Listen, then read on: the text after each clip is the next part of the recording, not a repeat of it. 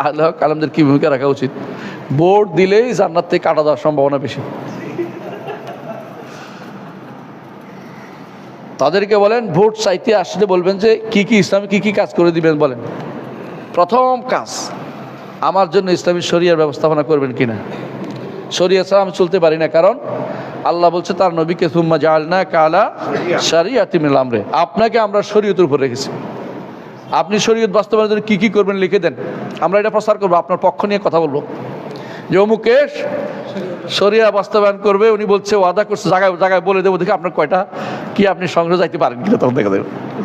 আল্লাহ শরীয়ত নিয়ে যারা কথা বলবে না, আল্লাহ শরীয়ত যারা করবে না, এরা এই জাতীয় জুজুর ভয় দেখাচ্ছে এবং বলছে জান্নাত কনফার্ম। এগুলি জান্নাত কনফার্ম কেউ করতে পারে?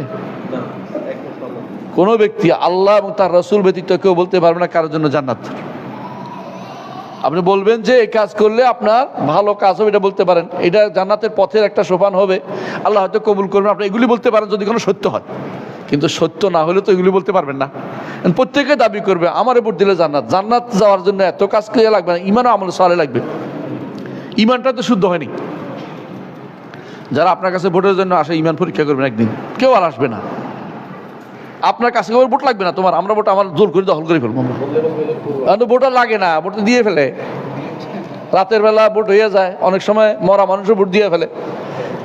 ভোট দিতে কোথায় আসে? ওই ভোট কেন্দ্রে আসে, বাপ বাড়িতে ছেলেকে দেখতে একবার আসে না বাবা। এরকম ভোট হচ্ছে, এগুলো ভোটের আশা করে বসে থাকেন না ভাই, এগুলি সবই হচ্ছে ভণ্ডামি চলতেছে। এই ভোটের চিন্তাও করেন না, দাওয়াতের কাজ নিরবিচ্ছিন্নভাবে করে যান। কয়জন মানুষকে ইমানের দিকে আনছেন এই চিন্তা করেন তো। আপনার দ্বারা কয়জন মানুষ সহি আকীদা ও মানহাজে আসছে, কয়জন মানুষ বিশুদ্ধ ইমান নিয়ে আসে, এইটাই একটু চিন্তা করেন। ভোটের ব্যাপারে আল্লাহ আপনাকে মোটেই জিজ্ঞাসা করবেন না। কেন? আপনি যেহেতু এটা কুফুরির উপর নির্ভরশীল হয়ে গেছে অনেক কিছুতেই, সেহেতু আল্লাহ আপনাকে জিজ্ঞাসা করবে না।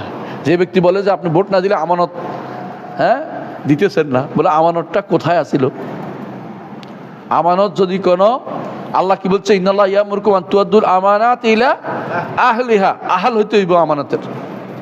যে আমানতের আহাল না, তারা আমানত দিলে ইজা উসসাদাল আমরু ইলা গায়রি আহলিহি ফান্তাজিরিস সা, কিয়ামত কায়েম, এটা কিয়ামতের পত্র আবিষ্কার করতেছেন যখন তো যোগ্য না।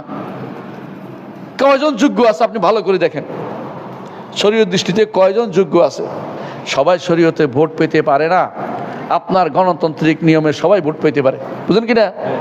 যে শরিয়া মানে সেও ভোট পায়, যে ফাইটে যায় গান গায় সেও ভোট পায়।